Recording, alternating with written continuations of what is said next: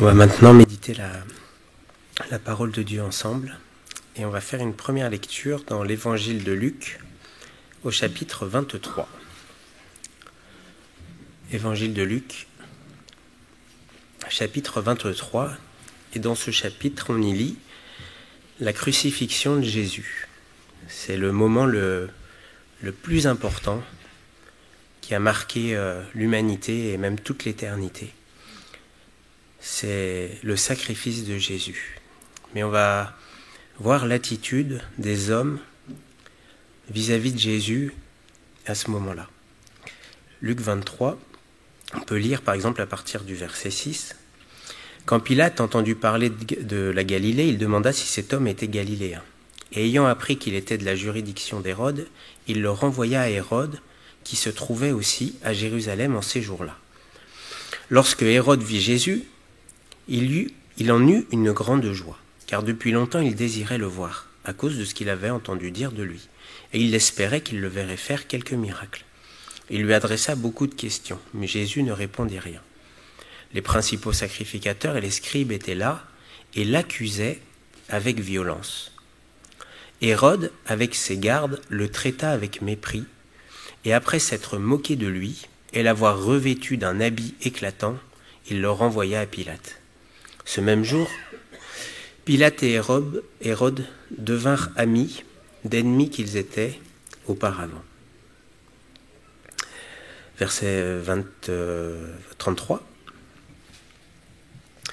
Lorsqu'ils furent arrivés au lieu appelé Crâne, donc le Golgotha, ils le crucifièrent là, ainsi que les deux malfaiteurs, l'un à droite et l'autre à gauche. Jésus dit : « Père, pardonne-leur, car ils ne savent ce qu'ils font. » Ils se partagèrent ses vêtements en tirant au sort. Le peuple se tenait là et regardait. Les magistrats se moquaient de Jésus, disant : « Il a sauvé les autres, qu'il se sauve lui-même, s'il est le Christ, l'élu de Dieu. » Les soldats aussi se moquaient de lui, s'approchant et lui présentant du vinaigre. Ils disaient : « Si tu es le roi des Juifs, sauve-toi toi-même. » Il y avait au-dessus de lui cette inscription : « Celui-ci est le roi des Juifs. » C'était pour se moquer. L'un des malfaiteurs crucifiés l'injuriait, disant : « N'es-tu pas le Christ ? Sauve-toi toi-même et sauve-nous. » Mais l'autre le reprenait et disait : « Ne crains-tu pas Dieu, toi qui subis la même condamnation ? Pour nous c'est justice, car nous recevons ce qu'ont mérité nos crimes. Mais celui-ci n'a rien fait de mal. » Et il dit à Jésus : « Souviens-toi de moi quand tu viendras dans ton règne. » Jésus lui répondit : « Je te le dis en vérité, aujourd'hui tu seras avec moi dans le paradis. » Et on va arrêter la lecture là. C'est le moment le plus important. Mais ce que j'aimerais relever, c'est que alors même que Jésus est en train de payer le prix par amour pour le salut des hommes, on remarque que les hommes qui assistent à ce moment, ils sont d'une dureté et d'une indifférence vis-à-vis du Sauveur qui est particulière. On voit Hérode se moquer, les principaux sacrificateurs l'accuser avec violence. On voit faudrait tout lire, mais on voit ce qu'ils ont fait à Jésus, la manière dont ils l'ont flagellé, la couronne d'épines. On voit qu'ils se sont moqués de lui avec le manteau écarlate. On voit, on l'a lu quand il a été crucifié, les gens étaient là et ils regardaient. Ils regardaient Jésus.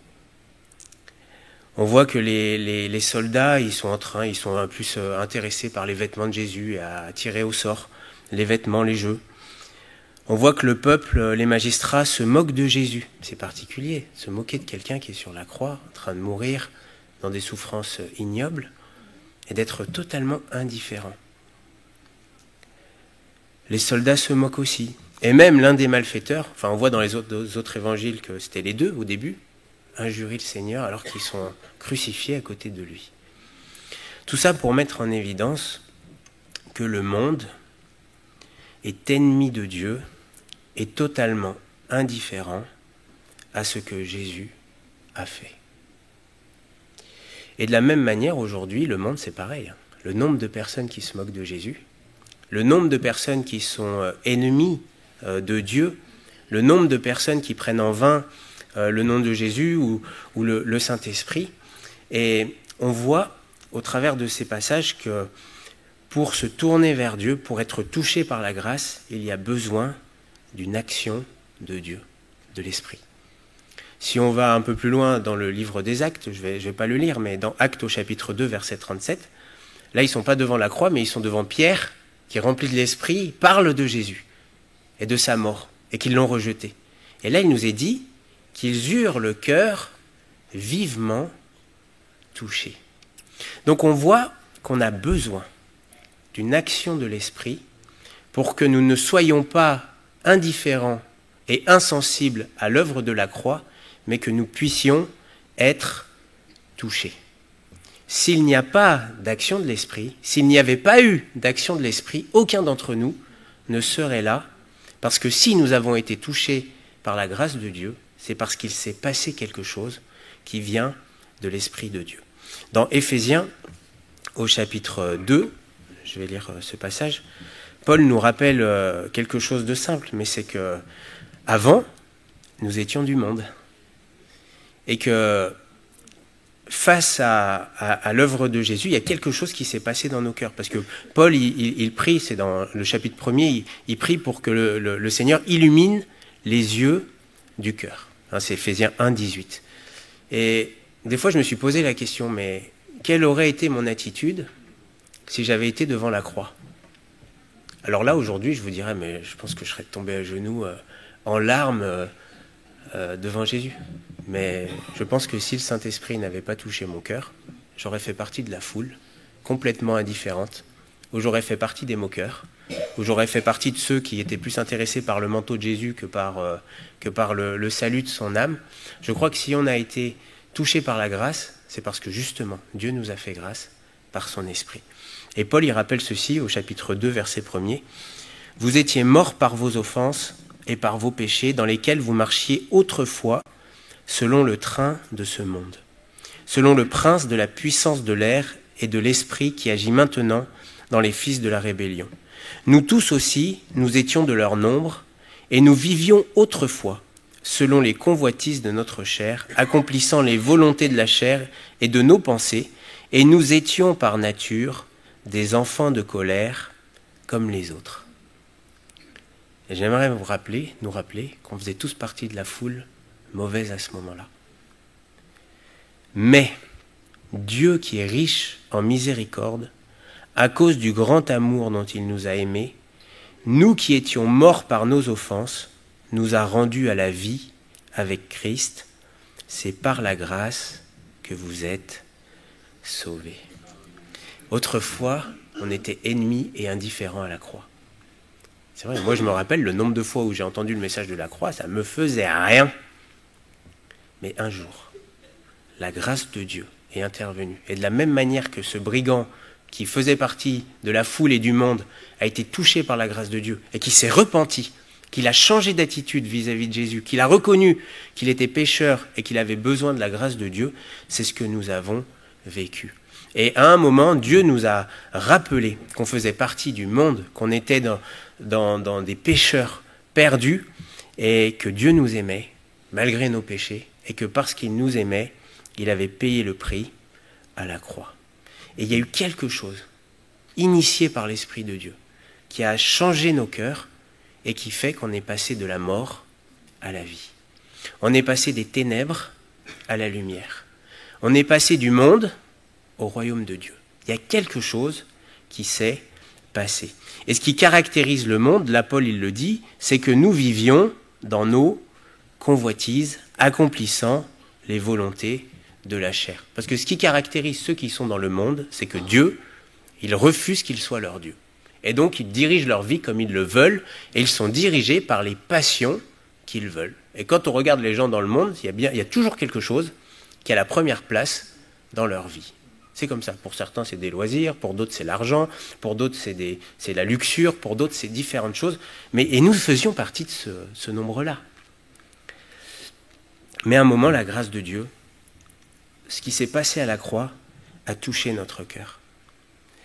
Et j'aimerais rappeler, avant d'aller plus loin, que si au milieu de nous, il y avait quelqu'un dans le monde c'est-à-dire qui est dirigé par ses passions, par ses péchés, qui est complètement indifférent à la grâce de Dieu, mais c'est pas trop tard. Le Seigneur vous aime.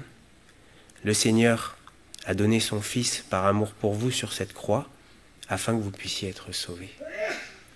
Et comme Pierre va le dire, il va dire « Fuyez cette génération perverse et corrompue ». Et j'aimerais rappeler, peut-être à quelqu'un qui a besoin de l'entendre, que quel que soit le péché que vous ayez fait, quelle que soit l'horreur des choses que vous avez faites, quelle que soit la noirceur de votre cœur, quelle que soit la dureté de votre cœur et votre insensibilité, quelle que soit votre méchanceté, Dieu vous aime. Et il a prouvé son amour en donnant son Fils à la croix. Et ce qu'il veut, c'est changer votre cœur. Que vous renonciez à cette manière de vivre qui est mauvaise et que vous acceptiez sa grâce manifestée en Jésus-Christ. Et s'il le fait, si vous l'acceptez, alors il fera en vous quelque chose. Il va changer votre cœur. Il va mettre dans votre cœur un amour pour lui et toute votre vie va changer. Est-ce que c'est pas ce qu'on a vécu pour la plupart ? La grâce de Dieu nous a transformés. Et je rappelle, ce que M. Catéco rappelait, c'est que suivre le Seigneur, c'est renoncer au monde. Jésus va dire, si quelqu'un veut venir après moi, qu'il renonce à lui-même, qu'il se charge de sa croix et qu'il me suive. Et il faut aussi dire aux gens que suivre Jésus, accepter Dieu comme Seigneur, c'est renoncer à sa volonté. Justement parce qu'on réalise que notre volonté est mauvaise. C'est sa volonté qui est bonne. N'est-ce pas ? Et des gens qui pensent qu'on peut rentrer dans le royaume de Dieu sans renoncer au monde se trompent. Parce que justement, être sauvé, c'est ne plus être dans le monde. On ne peut pas être en même temps sur deux chemins différents. Il y a un proverbe qui dit que si quelqu'un marche sur deux chemins, il tombera dans l'un des deux. Donc il y a le salut. Tout ça, c'était l'introduction pour nous amener au texte qu'on va lire maintenant, qui se trouve dans Jacques. Jacques, donc, dans cet épître, va parler aux frères et sœurs, et il va dire ceci, c'est Jacques au chapitre 4.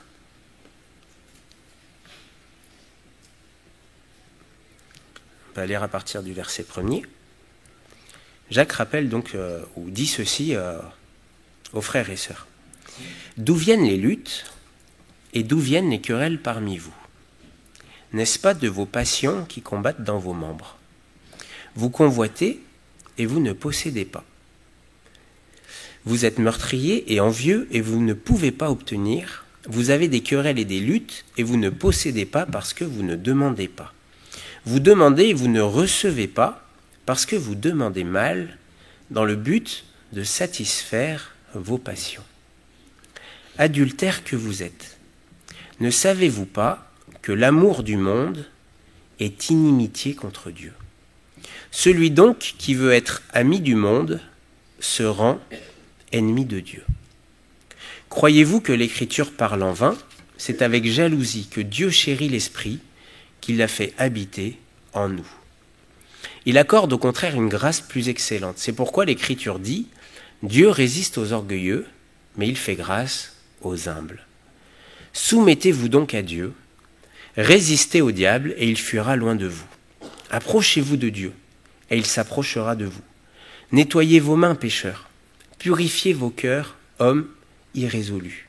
Sentez votre misère, soyez dans le deuil et dans les larmes, que votre rire se change en deuil et votre joie en tristesse. Humiliez-vous devant le Seigneur et il vous élèvera. » Donc Paul parle à des frères et des sœurs, on le comprend dans l'épître, qui sont en lutte, qui ont des combats.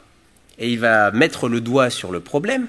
Il va dire que le problème, il vient des passions et des convoitises. C'est-à-dire qu'il y a des frères et des sœurs qui se sont refait avoir par le monde, c'est-à-dire qu'ils aiment le monde, et à cause de l'amour qu'ils ont pour certaines choses qui sont dans le monde, il y a quelque chose qui est en premier, qui lutte au-dedans d'eux, et qui fait que ils ont pris un chemin qui n'est pas bon. Et Jacques, il donne ce constat, il va le dire, mais adultère que vous êtes. C'est quoi un adultère? Une femme ou un homme qui sont en adultère, c'est en gros quelqu'un de marié qui s'est engagé à être fidèle à une personne qui ne tient pas son engagement, qui n'est pas fidèle. Et l'on voit que l'amour infidèle, c'est l'amour pour le monde. Adultère que vous êtes, ne savez-vous pas que l'amour du monde est inimitié contre Dieu? J'ai déjà utilisé cet exemple, mais je le réutilise. Moi, quand je me suis marié avec Ruth, je lui ai dit oui. Mais j'ai aussi dit non à toutes les autres. N'est-ce pas? C'est le mariage. Si je dis oui à quelqu'un, je dis non à toutes les autres. J'ai fermé la porte à toutes les autres femmes sur cette terre et j'ai dit oui à une seule. C'est l'alliance que j'ai fait avec lui. Et vous savez que l'Église est comparée à l'épouse de Christ, c'est-à-dire à celle qui a fait alliance avec lui. Mais si, imaginez que dans mon cœur commence à naître un désir pour une autre femme, est-ce qu'il n'y a pas un souci? Bien sûr. Et que j'aille vers cette femme, que je m'y livre, je suis, si je faisais ça, un adultère. Et Jacques rappelle une vérité de l'Écriture, verset 5, il dit « Croyez-vous que l'Écriture parle en vain ?» Je vous pose la question, est-ce que vous croyez que ce qui est écrit, c'est pour rien? Non, si Dieu dit quelque chose, c'est pour une raison. Et il va dire « C'est avec jalousie que Dieu chérit l'Esprit qu'il a fait habiter en nous. » La Bible nous parle que Dieu est jaloux. Ça veut dire quoi? Ça veut dire qu'il ne tolère pas d'autre Dieu que lui dans notre cœur. Il ne l'accepte pas. Il y a une version qui dit « Dieu n'accepte pas de rival ». C'est vrai. Dans Exode 20, verset 5, quand Dieu fait une alliance avec le peuple d'Israël, il lui rappelle « Tu n'auras pas d'autre Dieu ». Et il termine le premier commandement en disant « Car l'Éternel ton Dieu est un Dieu jaloux. Tu n'auras pas d'autre Dieu devant ma face. » Dieu refuse la situation qui consiste à avoir fait alliance avec lui et à rompre cette alliance pour aller vers des passions, vers un autre amour. Et je rappelle que dire oui à Dieu, c'est dire non au monde.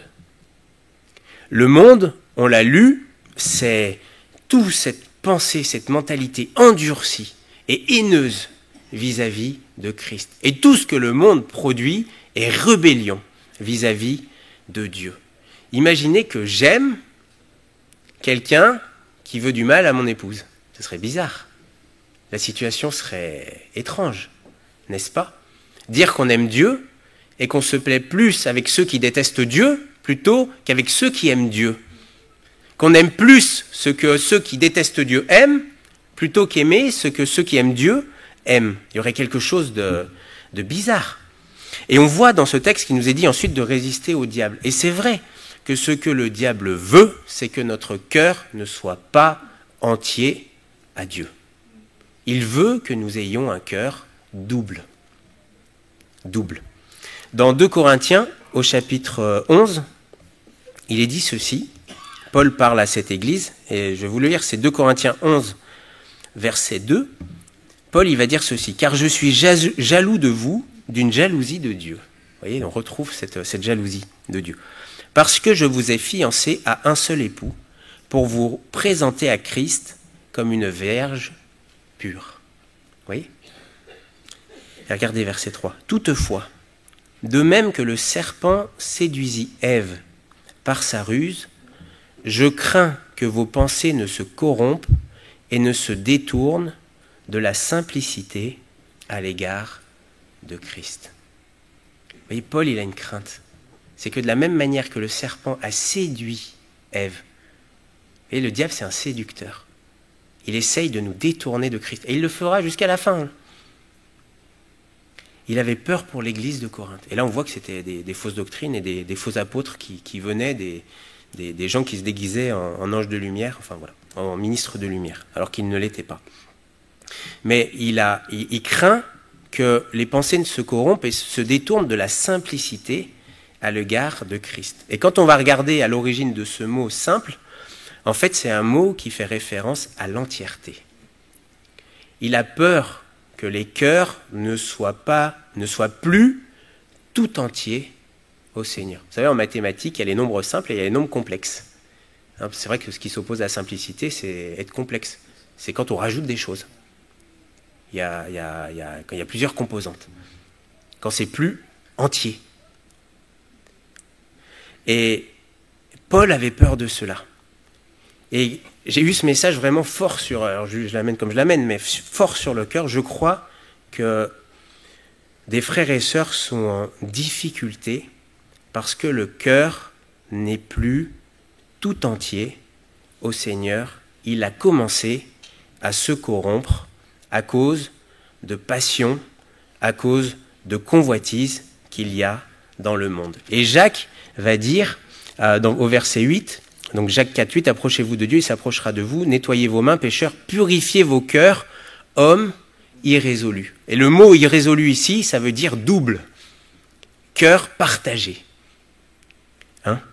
Purifiez vos cœurs, hommes au cœur partagé. Et c'est vrai que lorsqu'il y a des passions qui viennent dans le cœur, lorsqu'il y a cet amour pour des choses qui sont dans le monde, qui viennent dans le cœur, alors notre cœur est en guerre. Pierre, il va dire ceci, je vous le cite, 1 Pierre chapitre 2, verset 11. Pierre, il va dire « Bien-aimés, je vous exhorte comme étrangers et voyageurs sur la terre, à vous abstenir des convoitises charnelles qui font la guerre à l'âme. » L'âme peut être en guerre à cause des convoitises. Vous savez, la guerre, c'est quand il y a quelqu'un qui veut gagner. Il y a une guerre, il y a un tiraillement intérieur qui a commencé parce qu'il y a quelque chose dans notre cœur qui n'y avait pas sa place, mais qui est rentré. Et ce qui est rentré, comme du venin d'un serpent qui essaye de contaminer tout le corps jusqu'à la mort, il y a une intensité, un conflit intérieur dans l'âme. Et il dira aussi dans 2 Pierre chapitre 2, verset 20, on voit le danger, parce que Pierre va dire, en effet, si après s'être retiré des souillures du monde, donc là c'est qui ? C'est quelqu'un qui a été sauvé, qui s'est retiré des souillures du monde, sorti du monde, par la connaissance, et le mot connaissance, ça fait référence à l'intimité, ou la communion, par la connaissance du Seigneur et Sauveur Jésus-Christ, et s'ils s'y engagent de nouveau et sont vaincus, c'est-à-dire que le combat a été gagné par la partie adverse, vaincus, leur dernière condition est pire que la première. C'est-à-dire que quelqu'un qui est sorti du monde, mais qui y retourne, s'il y retourne complètement, sa condition sera pire que ce qu'elle a été au début. Et on voit que l'on peut s'égarer, et on le répète souvent ici, on peut perdre le salut si on ne veille pas sur notre âme. Et d'ailleurs, Jacques conclut son épître, c'est dans Jacques au chapitre 5, verset 19, « Mes frères, si quelqu'un parmi vous s'est égaré loin de la vérité et qu'un autre l'y ramène, qu'il sache que celui qui ramènera un pécheur de la voie où il s'était égaré sauvera une âme de la mort et couvrira une multitude de pécheurs. » Donc on peut prendre une mauvaise voie, mais merci Seigneur, on peut ramener les gens dans la bonne voie. Et il faut être honnête, parce qu'il peut y avoir, et je crois que c'est le cas pour plusieurs, une guerre à l'intérieur qui a commencé. Et dans cette guerre, il y aura un vainqueur. Soit c'est le Seigneur, on lui laisse reprendre ses droits sur la totalité de notre cœur et on continue à marcher dans la voie droite, soit c'est le diable et c'est le monde et c'est les passions, et dans ce cas-là, la finalité sera terrible. On sera pire que ce que l'on a été. Et même, on l'utilise pas souvent ce texte parce que c'est vrai qu'il fait un peu peur des fois, mais dans dans Hébreux au chapitre 6, je vais vous le lire, il nous est même parlé de certaines personnes qui étant éclairées et sont allées tellement loin dans leur endurcissement vis-à-vis de Jésus que leur repentance n'est plus possible. Il y a un point de non-retour qui est franchi. Je vais vous le lire. C'est écrit, c'est Hébreux 6, verset 4, « Car il est impossible que ceux qui ont été une fois éclairés, qui ont goûté le don céleste, qui ont eu part au Saint-Esprit, qui ont goûté la bonne parole de Dieu et les puissances du siècle à venir, et qui sont tombés, soient encore renouvelés et amenés à la repentance, puisqu'ils crucifient pour leur part le Fils de Dieu et l'exposent à l'ignominie. Fait réfléchir. Hein. Moi, je vous avoue, j'ai pas envie de faire partie de cela. Alors certains se disent, oh là là, j'ai chuté. Attention, hein. Pierre, il a renié Jésus. Et pourtant, il a été rétabli par le Seigneur. Là, il nous est parlé de personnes qui vont s'endurcir à un tel point qu'ils peuvent retourner dans cette foule et dire crucifie.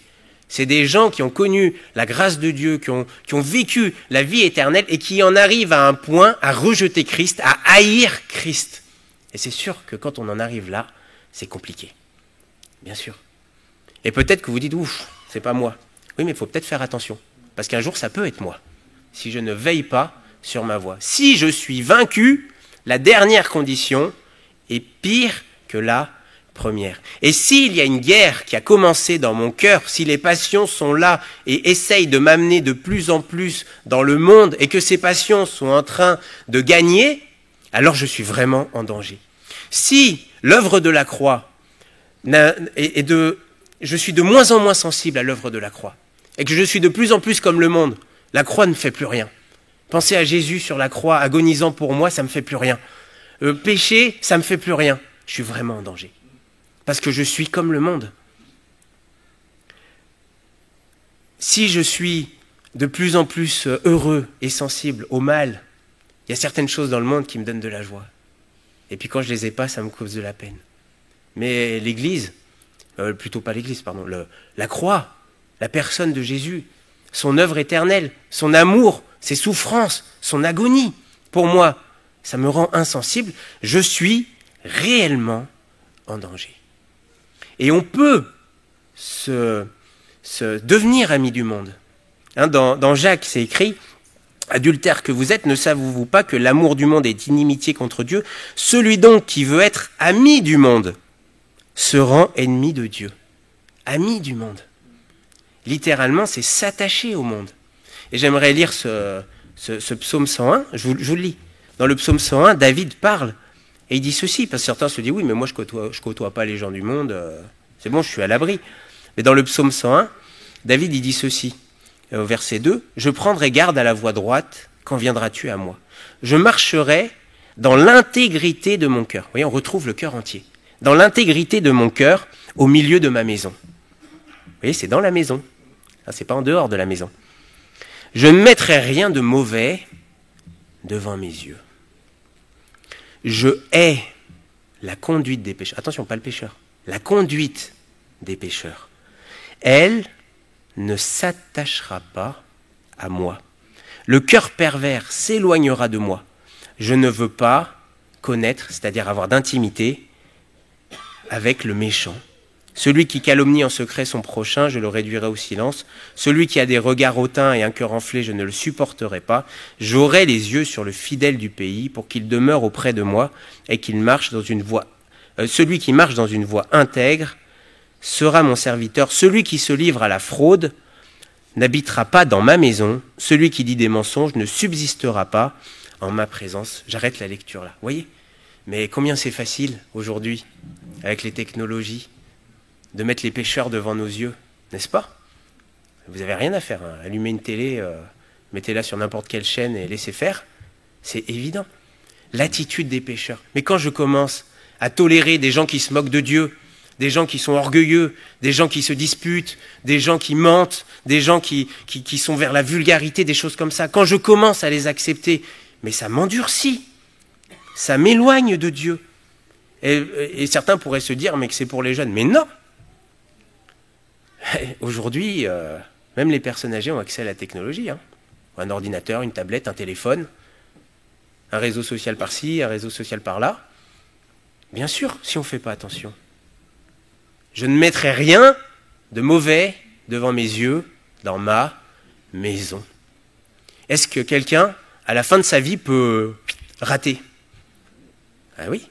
Quand est-ce que les femmes ont corrompu le cœur de Salomon pour l'amener vers les idoles ? Au temps de sa vieillesse. Si vous pensez que la vieillesse vous protège de la corruption de cœur, détrompez-vous. Détrompez-vous. Le diable, il est patient. Et s'il faut attendre, il peut attendre vos derniers jours pour vous avoir, croyez-moi, il le fera. Celui qui se rend qui veut être ami du monde se rend ennemi de Dieu. Et on voit que dans le monde, les gens se chamaillent. Hérode et Pilate, ils n'étaient pas amis. Mais quand il a été question de Jésus, ils sont devenus amis. Vous savez, c'est bizarre. Jésus clive. Le monde s'unit et le royaume de Dieu s'unit. Il y a une séparation qui se fait à l'œuvre de Jésus. Et Dieu ne tolère pas.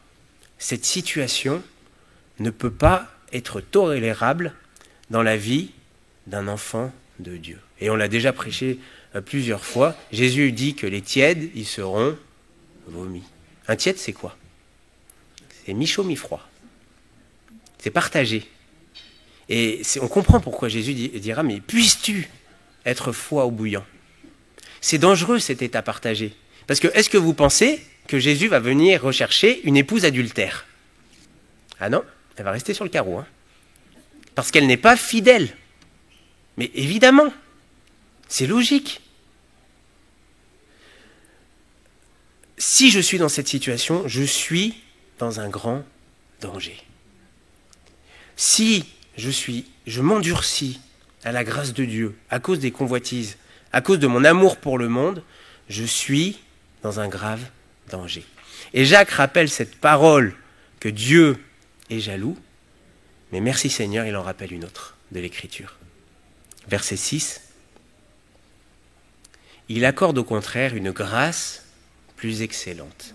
C'est pourquoi l'Écriture dit, Dieu résiste aux orgueilleux, mais il fait grâce aux humbles. Il accorde une grâce plus excellente, supérieure. La bonne nouvelle, c'est que même si on a été infidèle, Dieu veut pardonner. La grâce de Dieu n'est pas épuisée. Et on voit dans la parole, Dieu, au travers du peuple d'Israël, qui a fait alliance avec lui, qui a été infidèle à un moment, Dieu lui dit, mais reviens.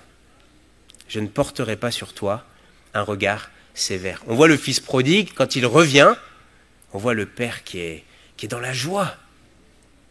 Et on voit même que Dieu, quand on est infidèle, il fait la guerre.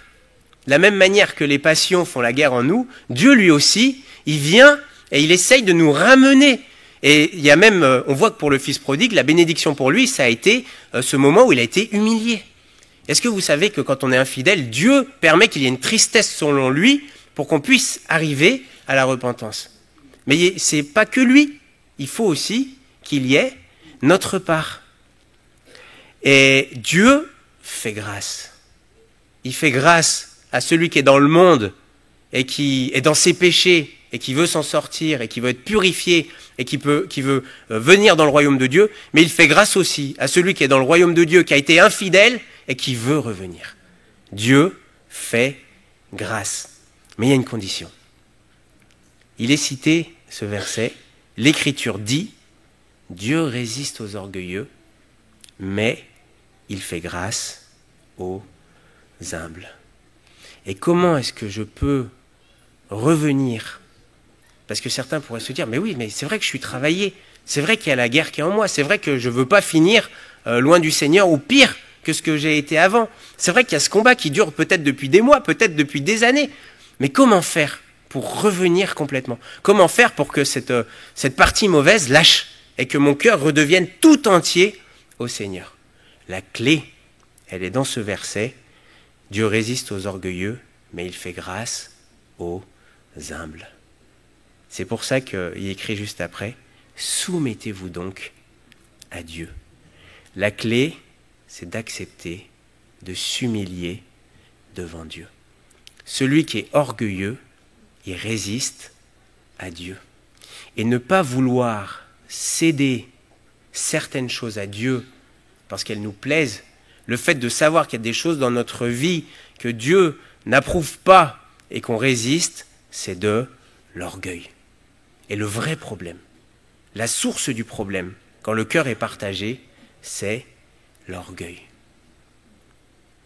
La clé du problème, pour revenir entièrement à Dieu, c'est l'humilité. On voit l'exemple de David. Vous savez, David, il s'est fait avoir par sa convoitise, avec Bathsheba. Et il s'est endurci. Vous savez ce qu'il a fait? Il allait jusqu'à être meurtrier.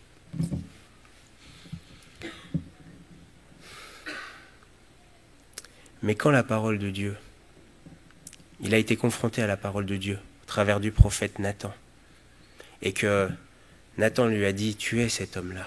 Qu'est-ce qu'il a fait, David? Il s'est humilié. Il va prendre le deuil, le sac et la cendre. Et vous voyez, il va s'humilier. On voit dans la parole un autre roi, alors lui vraiment un mauvais, qui s'appelait Manassé. Alors lui, il a été tellement mauvais qu'il a entraîné le peuple loin de Dieu. C'est quand même quelque chose, vous imaginez la responsabilité d'avoir détourné un peuple de Dieu? Et pourtant, quand il va être dans sa prison, c'est écrit qu'il va s'humilier profondément. Et s'humilier, ce n'est pas la part de Dieu, c'est votre part. Et si vous entendez sa voix et que vous êtes encore sensible à la voix de Dieu, vous pouvez vous humilier et arrêter de résister à Dieu. De la même manière qu'au début, il y a une action de l'esprit dans notre vie qui a fait que l'on a été arraché au monde et mis dans le royaume de Dieu, le Saint-Esprit peut tout à nouveau faire cette action dans votre vie. Il peut tout à nouveau vous rendre sensible à l'œuvre de la croix. Il peut tout à nouveau vous dégoûter du monde, mais il y a une condition. Il faut s'humilier devant Dieu. Sans humilité, ou en d'autres mots, avec orgueil, Dieu vous résistera. Et c'est pour ça qu'il est dit plusieurs fois, humiliez-vous, approchez-vous de Dieu, et il s'approchera de vous. Et verset 9 s'écrit, sentez votre misère.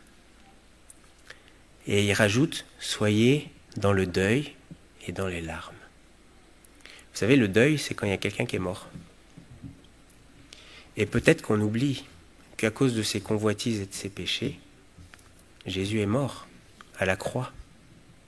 N'est-ce pas? Peut-être que j'ai oublié que ce que Jésus a fait à la croix, c'était pour moi, pour mon péché. Si je n'avais pas péché, il n'y aurait pas eu besoin d'y aller. Mais parce que j'ai péché, il y a dû y aller. Et ce que Jésus-Christ a fait sur cette croix, c'était à cause de mon péché. Et il l'a fait par amour pour moi. Est-ce que je vais continuer à faire des choses qui, je sais, ont tant fait souffrir le Christ? Ou est-ce que je vais m'humilier? Quelqu'un pourrait se dire, mais c'est dur de s'humilier. Je ne sais pas si c'est dur. Peut-être. C'est à la hauteur de notre orgueil, je pense, la difficulté. Mais j'aimerais vous rappeler que lui, Jésus, alors qu'il n'avait pas fait de péché, il s'est humilié pour vous, par amour. Et que peut-être que pour vous, ça vous paraît dur de descendre un petit peu du piédestal pour se mettre à genoux devant Jésus, mais vous ne descendrez jamais aussi bas que Jésus l'est descendu pour vous. Jamais. Et j'aimerais faire un appel. On va courber les fronts, je vais m'arrêter là. Je ne vais pas être trop long. Et en plus, après, on aura la Sainte Seine. On va être confronté à l'œuvre de Jésus à la croix. Mais j'aimerais faire un appel. On ne le fait pas toujours, mais je pense qu'il y a des moments où la Bible dit « Si vous entendez sa voix, n'endurcissez pas vos cœurs ». C'est-à-dire qu'à partir de maintenant, vous avez un choix. Le choix de l'humilité ou le choix de l'endurcissement. Et je crois qu'il y a des moments où c'est bien de faire un appel pour confronter les gens à un choix. Moïse dira, Dieu au travers de Moïse dira « J'ai mis devant toi la vie et la mort, la bénédiction, la malédiction. Choisis la vie. » Et j'aimerais poser cette question, on a les yeux fermés, ça, c'est entre vous et Dieu. J'aimerais poser cette question, qui, dans cet état où le cœur est divisé, qui veut s'humilier? Qui veut arrêter cette guerre? Qui veut arrêter ce retour dans le monde et revenir à Dieu de tout son cœur? Dieu le fera, le Saint-Esprit vous aidera de la même manière qu'il a fait pour votre conversion. Mais votre part à vous, c'est de s'humilier. Et j'ai même envie de dire, vous pouvez même vous humilier profondément. Acceptez d'arrêter de résister à Dieu et de vous soumettre à lui.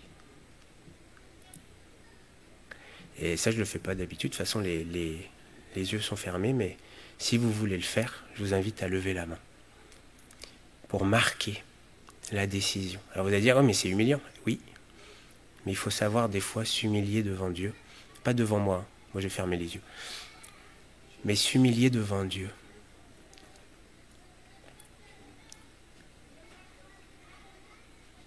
Et retrouver un cœur entier pour Dieu. Seigneur, tu sais qui a manifesté le désir de s'humilier, le désir de revenir à toi de tout son cœur et d'en arrêter avec les convoitises et l'amour du monde, mais de te redevenir fidèle. Seigneur, tu connais les cœurs et simplement nous voulons te prier pour ceux qui ont le cœur divisé, que tu puisses, Seigneur, par l'action de ton esprit, par la grâce manifestée en Jésus-Christ, ramener, Seigneur, cette entièreté de cœur et, Seigneur, ôter les choses qui sont mauvaises dans le cœur, afin que le cœur soit conservé pur et irréprochable pour toi et pour ton retour. Et tu vois ceux qui te sont intègres, qui sont tout entiers à toi. Seigneur, garde-nous. Tu dis que celui qui est debout prenne garde de ne pas tomber. Et Seigneur, nous savons et nous voulons être vigilants pour ne pas nous laisser avoir, mais être intègres pour toi. C'est ce que nous voulons te demander dans le nom de Jésus. Amen.